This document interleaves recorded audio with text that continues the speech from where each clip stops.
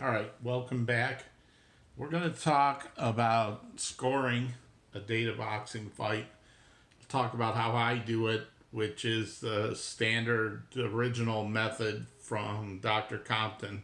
We'll talk about some alternative ways to score the fights. And before we do that, just want to cover a couple odds and ends of things that didn't happen in the example fight that could have happened. The first one is this. What if Povetkin had rolled a 6 in the pre fight and had shown up out of shape with a TKO rating of 15 instead of 30? What would have been the effect in this fight? Well, his TKO would have been 15. Normally, resistance is half of TKO, but it can never be lower than 15. So if he came in out of shape, his TKO would be 15, his resistance would be 15. And instead of needing 10 points to reduce his TKO resistance by 1 and declining ability, it would have only been 5 points, 1/3 of 15. So it would have only been 5 points needed to reduce his rating. So what would have happened here? Well, by the second round, Povetkin would have lost a point of TKO resistance from 15 down to 14. In our fight, because he came in shape, that didn't happen until the fifth round. So in this case, if he had come in out of shape, he would have lost a third of his TKO resistance here in the second round. He would have lost another third to bring his thing down to 13, and he would have lost a complete third by the sixth round, and 4/3 by the seventh round, and 8/3 by the ninth round, and 9/3 by the 10th round. What would that have done to him? Well, his offensive power rating would have dropped 1 to in the sixth. It would have dropped from a C to a D instead of in the 10th. And then in the 10th, it would have dropped from a D to an E, as he lost another full 3/3 of his TKO by then. So if he had rolled a power blow, TKO, knockout, it would have been subject to being canceled. And he would have started, less, it would have required less points in a round to deliver a TKO. So by the 10th round, this would have been down to from an initial thing of 15, it would have been down to 9. It had only taken 9 points in a round to deliver a TKO, and Bonavena scored 6 in this round. He wouldn't have been far away if he came in out of shape. So that's what would have happened if Povetkin had come in out of shape. The other thing I wanted to talk about was in the 10th and the 11th, Bonavena had 2 chances to knock down Povetkin by rolling a 14 with an N1. And both times Povetkin escaped. But let's say he had rolled a 13. This N, which matches either N1 or N2, would have matched that N1. It would have been a knockdown chance early in the fight before any declining ability had taken effect. There would have been a knockdown. But by the 10th round, Bonavena had lost 2 levels of efficiency. He'd gone from 18 to 17 to 16. And if I look over on this chart, it says his TKO rating points, once he's taken 2/3 of that damage. So if he had taken 24 points by then, that's when this happened. He rolled 14 to get the N1. Povetkin rolls 13 to match it. But then Bonavena would have had to roll on this chart with the 22%, which is the second line with the -2 TKO resistance. And that knockout would have been canceled if he had rolled a 3, a 6 to 8, or a 16. So in this case, I rolled a 7. That blow would have been canceled. He wouldn't have knocked him out because he'd been so he'd been weakened by the TKO resistance he took. So that's how the TKO rating comes into effect, and some of the things that could have happened in the fight but didn't happen.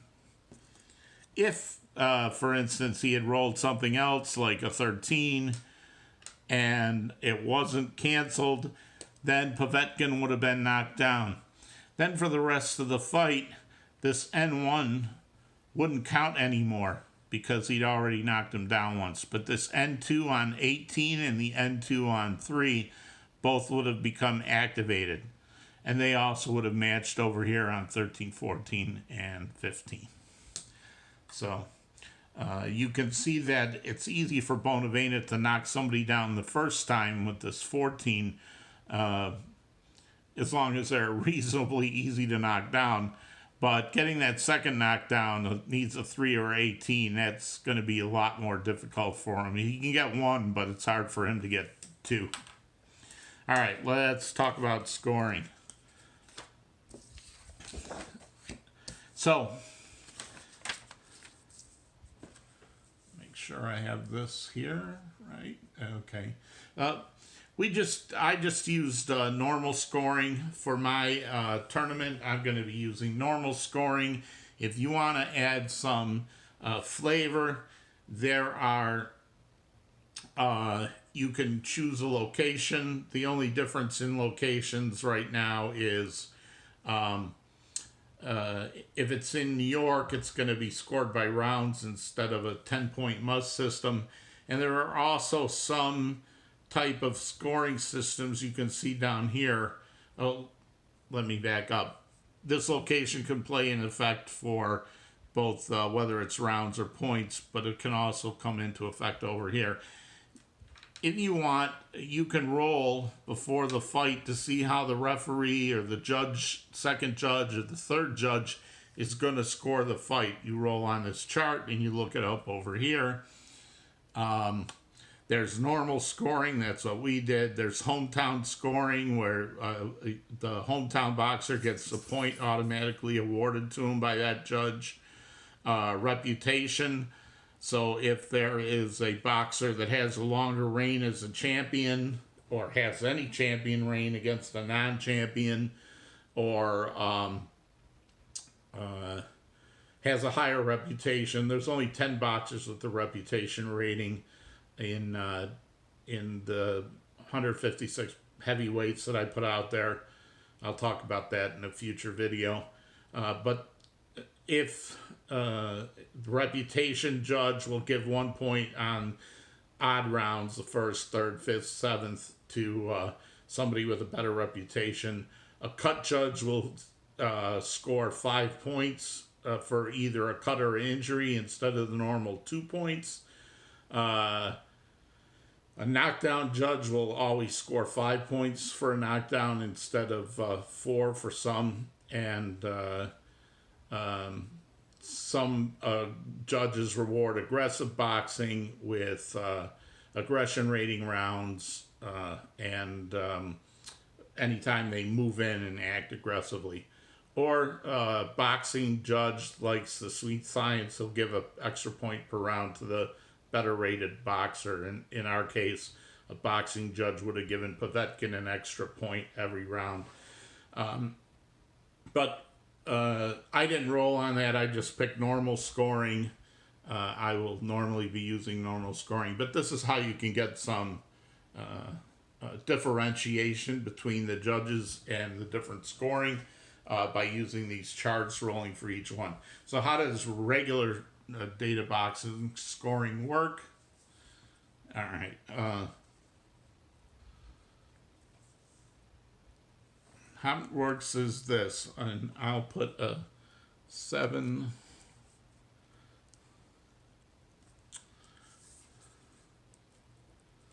And my pen won't work.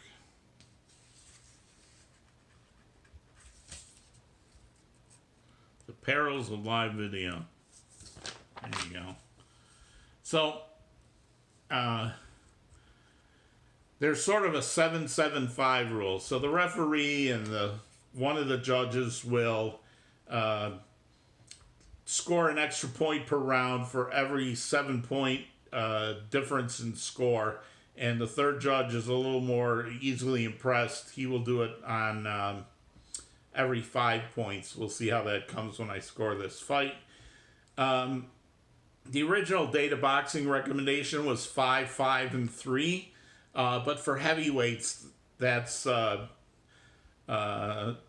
low. You want 7-7-5. Otherwise, you'll end up with too many 10-8 rounds that normally wouldn't happen. So let's just score this fight. So in the first round, Povetkin knocked down Bonavena for 4 points. He scored 6. Bonavena scored 4.5. So he had more points, but he also had a knockdown. If we look here, the referee in Judge 1 will award around 10-8 for a 7.5 to 14-point margin, or a knockdown if the fighter scoring the knockdown had more points. Otherwise, if the Bonavena had scored more points in the round he was knocked down, then Povetkin still would have won, but it would have only been 9-8 or 10-9. Judge 2 awards rounds with the same criteria as the referee, and Judge 3 uses a different margin, but still has the same knockdown. So everybody would have scored the first round for Povetkin 10-8.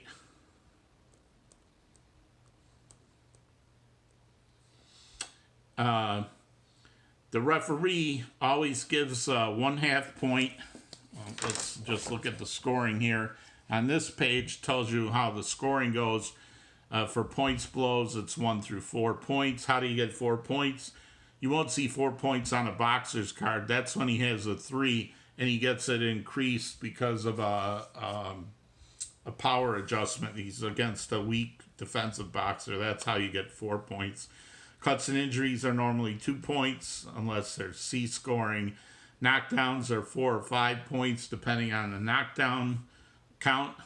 TKO blows are 5 points, but if the total TKO rating is reached, they're 9 points. So in this case, any TKO blow to Povetkin after the 10th round would have scored 9 points for Bonavena and got him very close to the 12 that he needed to knock him out in 1 round. Otherwise, 5 points. So like Bonavena never reached the 3/3, so a TKO blow against him would have only scored 5 points through the fight. Missed power blows score 1/2 point only if no other points are scored on that roll.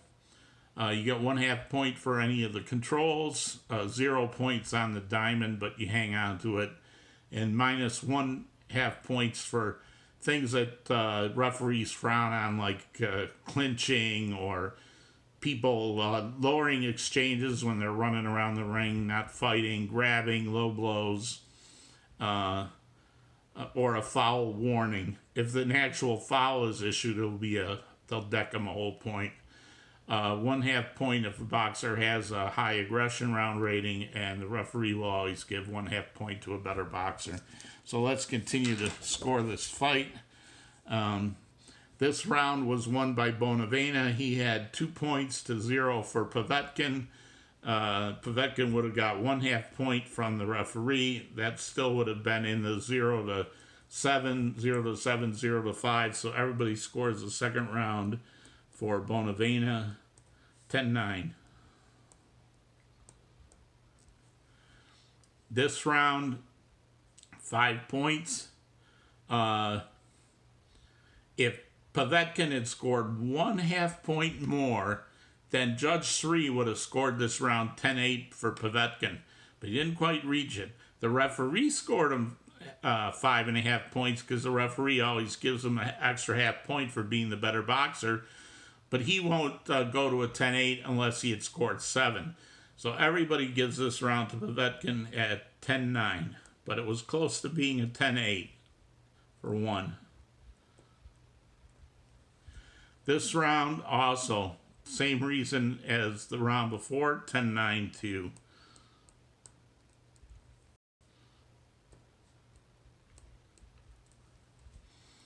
This round, 2, 3, 4.5 to 2 or 2.5 for the referee. So this round will all go 10-9 for Bonavena. 2, 3, 4, 5 to 2, a 3-point margin, another 10-9 for Bonavena.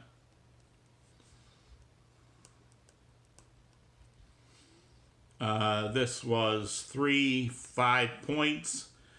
Again, this was 2 points for a cut. He was 1/2 point away from getting a 10-8 round from the third judge, but he didn't quite make it, so he gets a 10-9. This one was 2, 4, 5.5. 6 from the referee to 3.5, 10-9 for Povetkin.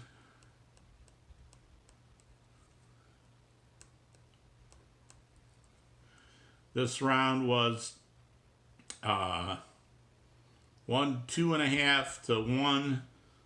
So this is 10-9 here.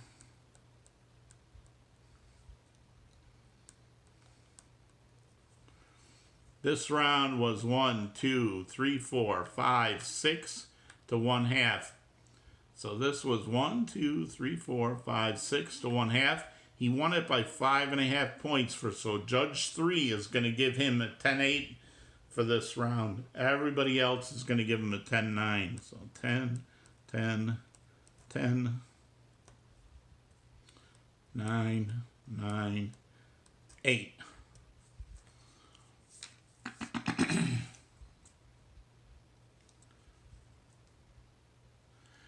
Then this round is going to be 10-9 for Bonavena. And then lastly, nobody scored here. So judges 2 and 3 are going to score this 10-10. But because the referee gives a 1/2 point to Povetkin for being a better boxer, he's actually going to score that one 10-9 for Povetkin. So 18, 27, 36, 46, 56, 66, 7. 18, 27, 36, 46, 56, 66, 75, 85, 95, 105, 114. I'm right on the edge there. 114. 10, 19, 29, 39, 48, 57, 66, 76, 85, 94, 103, 113. Coming out closer than I thought maybe here. 10, 19, 29, 39, 48, 57, 66, 76, 85, 94, 103, 113 again. 8, 18, and 9, 27, 36, 46, 56, 66, 75, 85, 95, 105, 115. And finally, 10, 19, 29, 39, and 9 is 48, 57, 66, 76, 85, 93, 102, 112, and 18, 27, 36, 46, 56, 66, 75, 85, 95, 105, 115. So, final score, it's a unanimous decision for Bonavena. 114, 113, 115, 113, and 115, 112. Now, you'll notice from this, something that data boxing has that the other games don't have.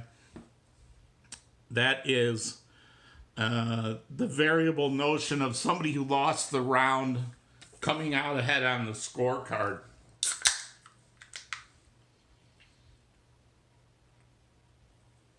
Glory Day Boxing has it.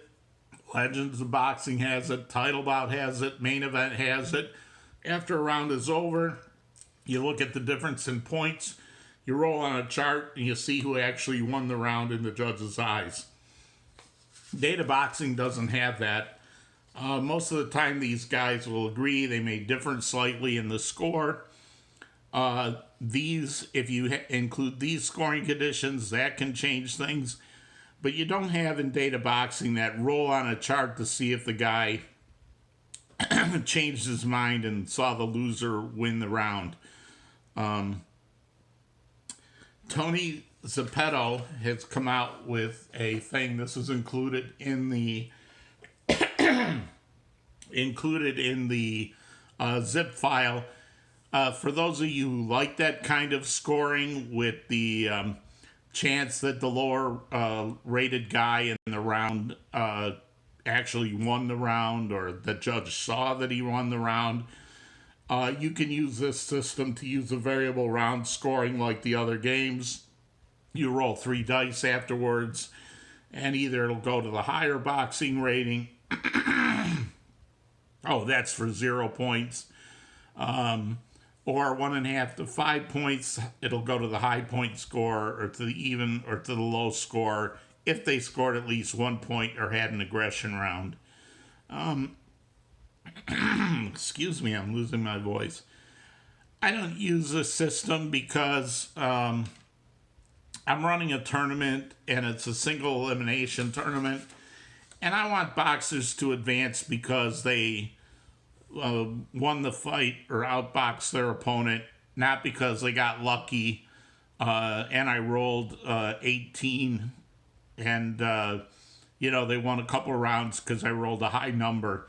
It kind of makes the sense of going through the whole thing of having the fight and scoring the points and playing the fight out and then rolling the dice at the end of the round to see who actually won the round sort of makes the whole round that you just played irrelevant. At least that's how I view it. That's why, so for my tournaments, I'll always be using the standard original data boxing thing. It will consistently give the boxer who actually won the fight the decision.